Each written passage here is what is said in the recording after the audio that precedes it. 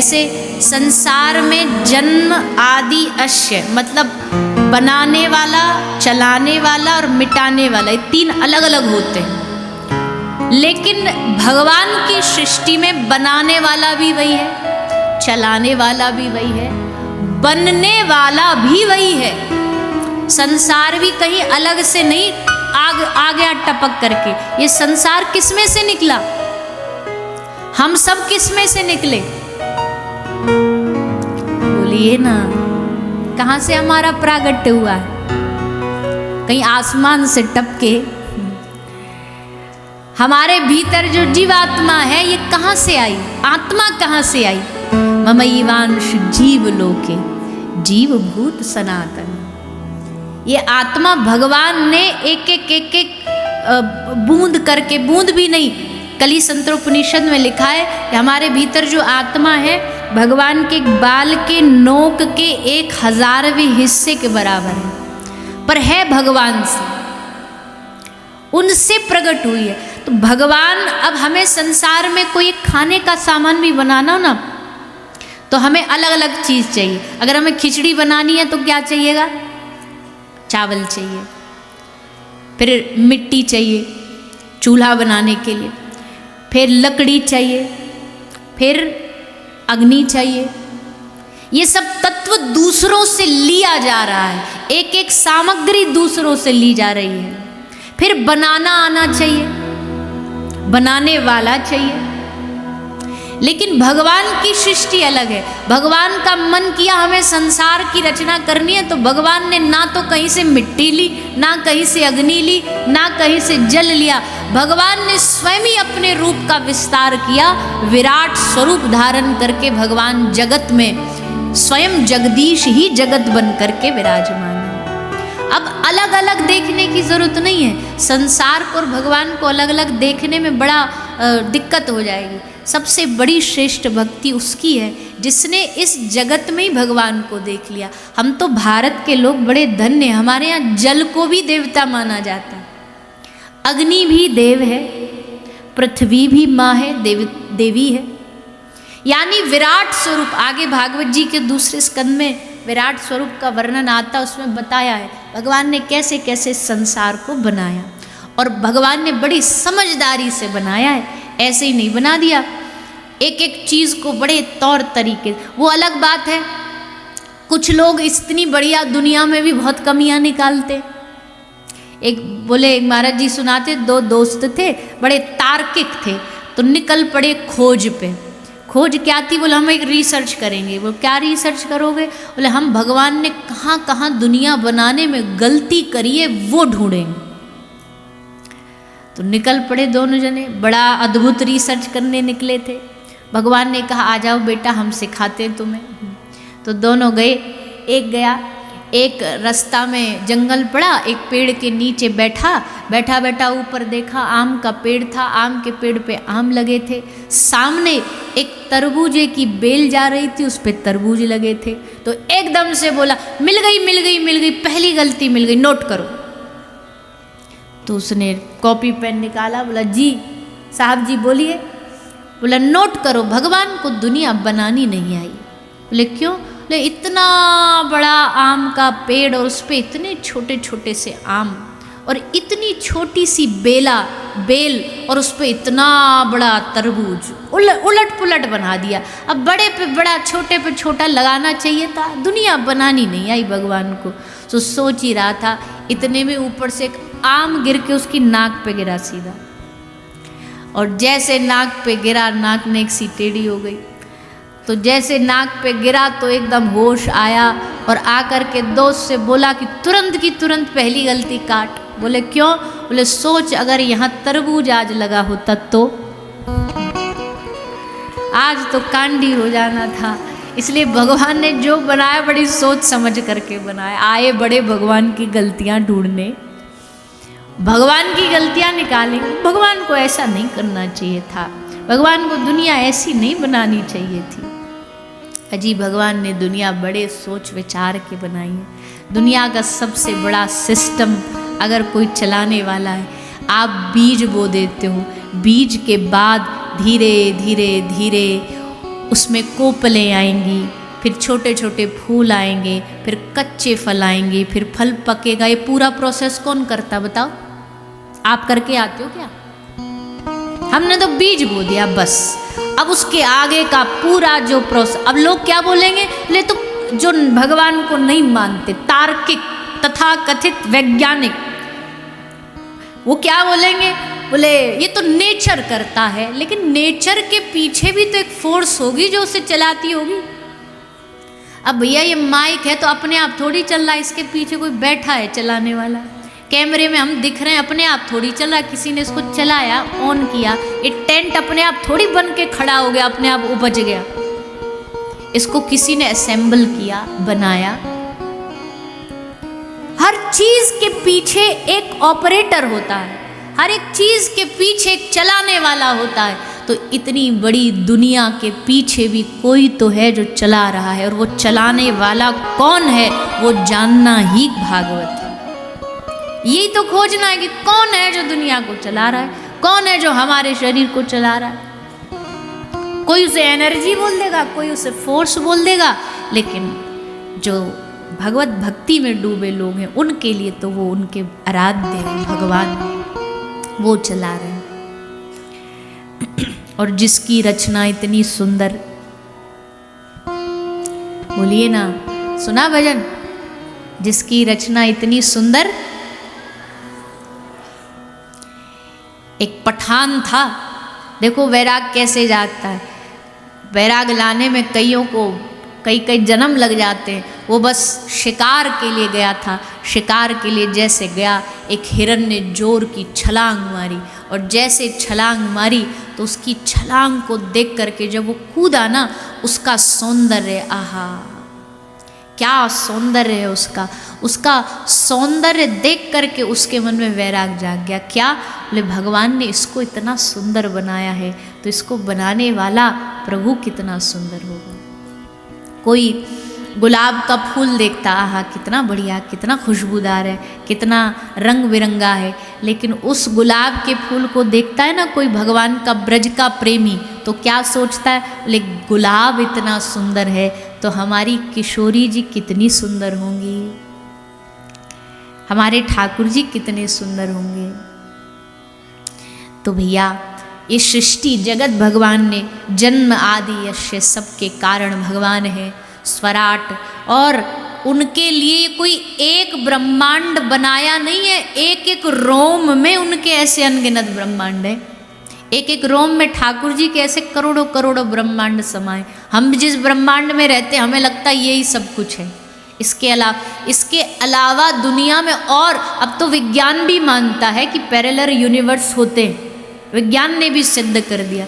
तो ऐसे अनेक अनेक ब्रह्मांड होते, कोई और ब्रह्मांड होगा उसमें भी भारतवर्ष होगा, उसमें भी हिमाचल प्रदेश होगा, उसमें भी ऊना होगा, और उसमें भी कोई ऐसा ही वक्ता बैठ कर के कथा कर रहा होगा, और वहाँ आप जैसे ही लोग बैठ के कथा सुन रहे होंगे।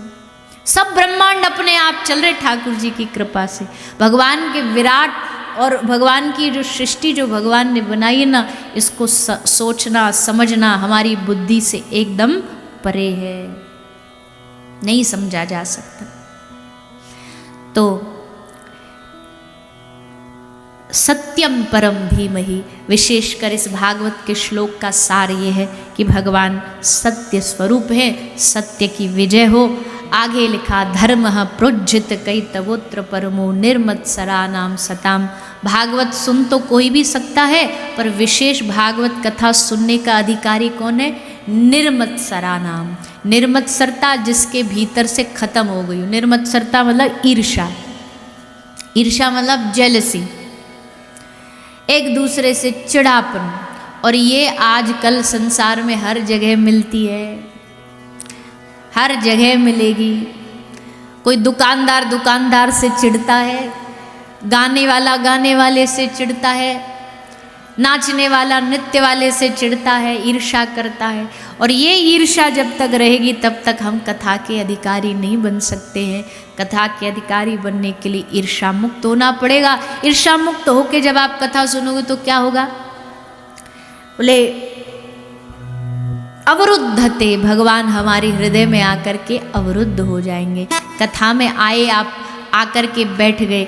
आप सबका यहाँ जो बैठना है, बैठना और अवरुद्ध होना दोनों में भेद है। बैठना क्या है? अभी जो है ये आप बैठे हो, मतलब मन मर्जी करी आपकी, उठ के भी जा सकते हो, कोई रोका टोकी नहीं। हमने किसी के सर पे बंदूक थोड़ी रख रखी है। आए जब मन किया, गए तब मन, ये बैठना होता है। पर एक होता अवरुद्ध। अवरुद्ध क्या होता है? बोले सबरे दरवाजे बंद कर दिए जाएं और फिर हमारे इशारे पे बोले जब दरवाज़ा खुलेगा तभी जाओगे, अब हमारी मर्जी से जाओगे। वैसे ही ठाकुर जी की कथा में जब आप आके बैठते हो तो भगवान आपके हृदय में बैठते नहीं है, बोले अवरुद्ध हो जाते। अब वो अपनी मर्जी से आ जा नहीं सकते, अब आपके हृदय में कैद हो गए। अब आपकी मर्जी है, कब बुलाना कब भेजना सब आप निर्णय करोगे। कथा सुन के ठाकुर जी हमारे हृदय में अवरुद्ध हो जाते हैं। आगे लिखा, निगम कल्पतरोर गलितम फलम शुक मुखाद अमृत द्रव्य संयुतम पिबद भागवतम रसमालयम मुहुरहो रसिका भुवि भावुका। श्रीमद् भागवत निगमों का फल है, वेदों का फल है, रसीला फल है, परिपक्व फल है, पका हुआ फल है। और वैसे भी जिस फल में तोता खा ले, जिस फल को तोता चोंच मार ले, इसका मतलब है फल बड़ा मीठा है। तो इस भागवत रूपी फल को किसने चखा? सुखदेव जी ने। सुखदेव जैसा महापुरुष अगर इस कथा को गा रहा है, सुना रहा है, इसका मतलब ये बड़ा रसमय फल है, पका हुआ फल है। पिबद भागवतम रसमालयम, पीते रहो, इस भागवत के रस का पान करते रहो। आगे भगवान नर नारायण को प्रणाम किया। नारायणम नमस्कृत्यम नरम चैव नरोत्तमम देवीं सरस्वतीं व्यासम ततो जयमुदीरयेत्। धर्म अर्थ काम मोक्ष के बारे में बताया। 24 अवतार बताए। भगवान के 24 अवतार हैं। युग के अनुसार भगवान अलग अलग अवतार लेते हैं। 24 अवतारों की कथा सुनाई। फिर श्री सुखदेव जी किस प्रकार अपने पिता वेदव्यास जी के पास लौटे, व्यास जी ने कैसे भागवत लिखी, उसका वर्णन सुनाया। नारद जी महाराज एक बार व्यास जी के आश्रम में गए, देखा सब लोग बड़े उदास हैं। व्यास जी से उदासी का कारण पूछा। व्यास जी ने बताया, हमारा हृदय अशांत है, जो लिखना चाहते थे वो अब तक लिख ना पाए, क्या लिखूं? नारद जी ने कहा, लो हम देते आपको मटेरियल, आप इसका विस्तार करो। तो नारद जी ने 4 श्लोक दिए। चतुश्लोकी भागवत जो नारद जी को ब्रह्मा जी से मिली थी और ब्रह्मा जी ने नारद जी को प्रदान करी, नारद जी ने व्यास जी को प्रदान करी। व्यास जी ने 18,000 श्लोक की रचना करी और शिष्यों को कहा, जहाँ सुखदेव बैठ कर के ध्यान कर रहा हो वहीं जाके श्लोक सुना दो, ताकि उनका मन सगुन में लग जाए। सगुन में मन लगाने के लिए भागवत का 10वां स्कंद का एक वेणु गीत है, जिसको खुद बंशी ने गाया, वेणु ने गाया है। उस गीत का एक श्लोक है, बरहा पीडम नटवर वपूह कर्णयो कर्णिकारम बिभ्रदवासः कनक कपिशम वैजयंतीम च मालाम रंध्राण वेणुरधर सुधया पूरयन गोप वृंदई वृंदारण्यम स्वपद रमनम प्राविशत गीत कीर्ति। एक होता है, एक नाम आपने सुना होगा, वशीकरण। आज ही हम एक कथा सुन रहे थे, उसमें हमने सुना कि एक होता है वशीकरण। वशीकरण क्या करता है? किसी को भी वश में करता है। पर हमारे वृंदावन में, हमारे ब्रज में वशीकरण नहीं चलता, हमारे ब्रज में कान्हा का वंशीकरण चलता है। बंशी से आकर्षित करते ठाकुर जी, वहाँ अपनी वेणु से आकर्षित करते हैं। तो वहाँ वंशीकरण कैसे कैसे गोपियों को आकर्षित कर लेते, उसी भाव को श्लोक में गाया गया है। बरहा पीडम, मोर मुकुट धारण करते हुए जब श्री कृष्ण संध्या के समय गैया चरा के वापस वृंदावन में लौट करके आते, तो सारी गोपियाँ रास्ते में खड़ी होकर के ठाकुर जी की रूप माधुरी का पान करने के लिए निहारती। आँख अटकी रह जाती, आँख निर्णय नहीं कर पाती है कि इनकी मुस्कान ज़्यादा प्यारी है या इनके आँख ज़्यादा, नेत्र ज़्यादा प्यारे हैं। बस देखती रह जाती। और ठाकुर जी को यही चाहिए हमारा ब्रज का ठाकुर ने थोड़ा सा अलग है। और सब दुनिया के देवी देवता तो अपनी मस्ती में रहते हैं, राम जी महादेव जी सब अपनी मस्ती में, कोई उन्हें देखे ना देखे फर्क नहीं पड़ता। पर ब्रज वाला कन्हैया ने अगर कोई उसे देखे ना तो उसके पेट में दर्द होने लगता है। उसे लगता है जी हम आए और हमें देख ही नहीं रहा, बताओ हद हो गई। अब कोई बड़ा प्रसिद्ध आदमी हो और कोई उसे पहचाने नहीं तो ये उसकी बेइज्जती है। भैया हम नहीं जानते आपको, अगर आपको परिचय देना पड़ रहा तो इसका मतलब बड़ी भयानक बेइज्जती है। तो ठाकुर जी तो सारे ब्रह्मांड के नायक हैं और वो निकले जहां से और कोई उन्हें देखे ना तो भगवान को बड़ा बुरा लगता है। कहते हैं जब कहीं गैया चरा के आ रहे हो, गोपी अपने काम में व्यस्त है, सब्जी बघार रही है, हाथों से चावल साफ कर रही है, ठाकुर जी आए। ठाकुर जी ने देखा ठाकुर जी ने देखा कि हमको देख ही नहीं रही तो भगवान ने इशारा कर रहे हैं। कैसे इशारा करते, जैसे पहले के ज़माने में ससुर जी आते थे ना घर वार्निंग दे के नई बहू को, तो नई बहू अलर्ट हो जाए इसके लिए खांस मठार के आते थे कि लो जी हम आ गए, तो बहू ने अलर्ट हो जाती कि चलो जी आ गए, घूंघट कर लो। तो ऐसे ही ठाकुर जी खांस खांस के दिखा रहे हैं, पर गोपी को ध्यान ही ना जा रहा। ठाकुर जी बोले अब भी नहीं देख रही। भगवान ने फिर अपनी पायल बजाई छम छम छम, अब तो देख ले गोपी।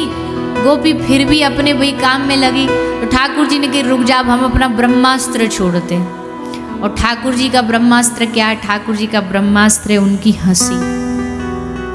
और भगवान ठाका मार के हंसे। हंसी भी कई तरह की होती है, एक हंसी ऐसी नहीं होती यहाँ भी हंसे तो पूरा पंडाल गूंज जाए, आवाज वाली हंसी।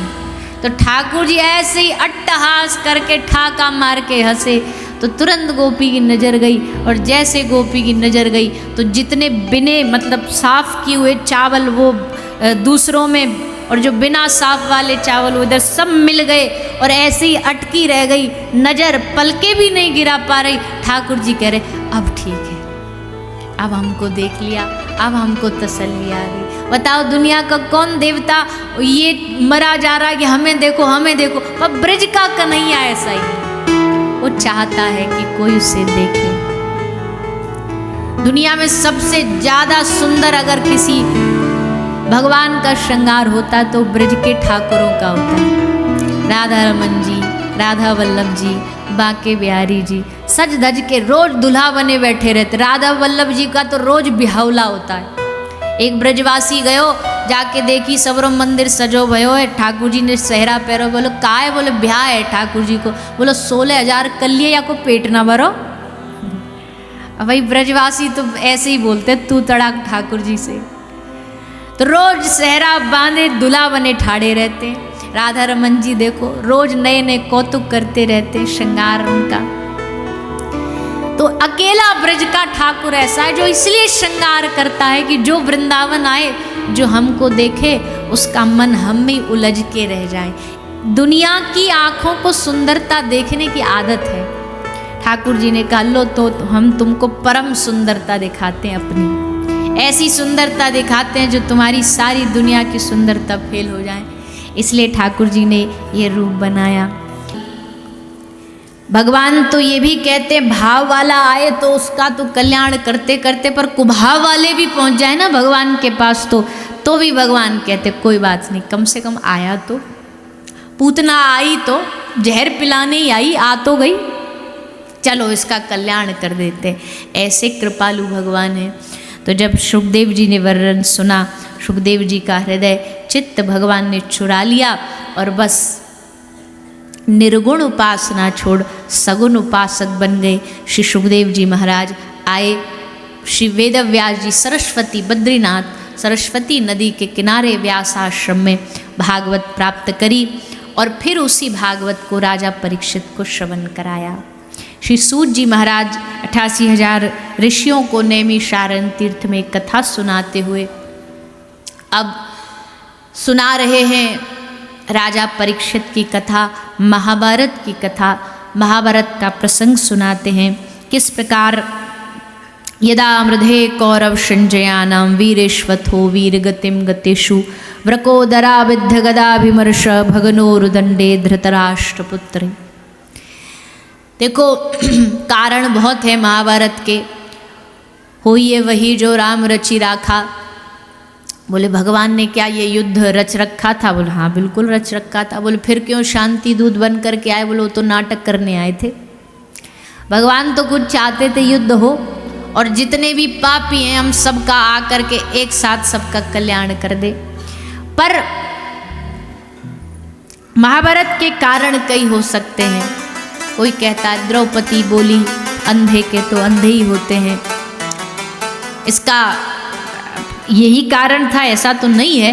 पर हाँ इससे ये बात तो समझ आ जाती है कि भैया जीवन में जितना कम बोलो उतना बढ़िया, जितना कम बोलेंगे उतना अच्छा रहेगा। कई लोग ऐसे हैं कि जिनका स्टार्ट का बटन चालू हो जाए तो स्टॉप का मिलता ही नहीं है, ढूंढे कहीं कि अब बंद कैसे होंगे। अब आप हम पे ही मत लेके देना कि सबसे ज़्यादा तो आप ही बोल रही हो। अब हमारी तो मजबूरी है, हमें तो यहाँ 3 घंटे बिठाया है तो बोलने ही बिठाया है, हम तो बोलने का ही खाते हैं।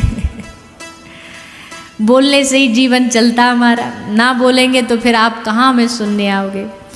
पर इसके अलावा फिर कम बोलना चाहिए। संसार में जितना कम बोलोगे ना उतना बढ़िया। लेकिन जहाँ बोलना चाहिए वहाँ बोलना भी है, वहाँ भी अगर नहीं बोलोगे, वहाँ मौन साधोगे तो वहाँ भी अधर्म हो जाएगा। पितामह भीष्म बोले नहीं तो देखो अंतिम समय तक पश्चाताप करते रहे कि उस समय अगर हम बोल देते तो वो अधर्म ना होता। इसलिए कम बोलो पर समय पर बोलो। समय जब हो, जब लग रहा हो कि यहाँ गलत हो रहा है, अधर्म हो रहा है, अन्याय हो रहा है, अनुचित हो रहा है, वहाँ फिर मौन धर्म नहीं है, वहाँ बोलना धर्म है। समय समय की मांग है, बाकी समय कोशिश करना चाहिए।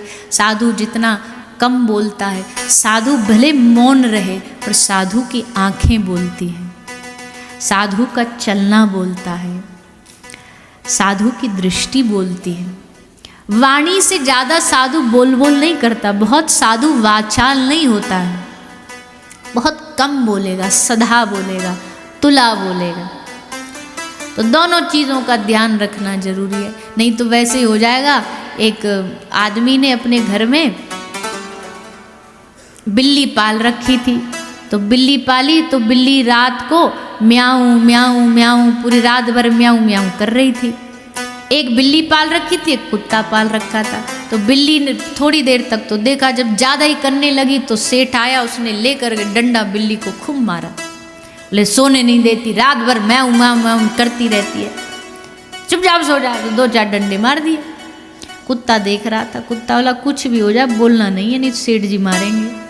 अगले दिन आए चोर आए, इसका मन तो करा भौंकू, पर फिर कल याद आ गया कि अगर हम बोले तो हम पिटे, इसलिए चुप रहा, बोला नहीं।